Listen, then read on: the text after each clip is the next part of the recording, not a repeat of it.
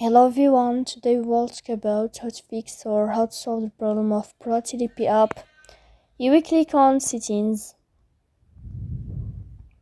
Here in this page, you will click on apps, default apps, app settings.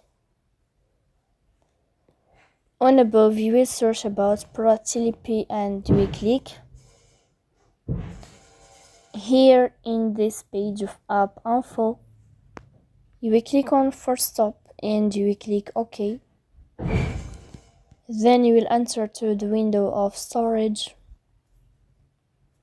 Here you will click on clear cache, but pay attention, don't click clear data because that can delete your account. In the end, you can turn off your phone and you can wait a moment to turn on your phone again to fix that problem. So please don't forget to support us by like and subscribe.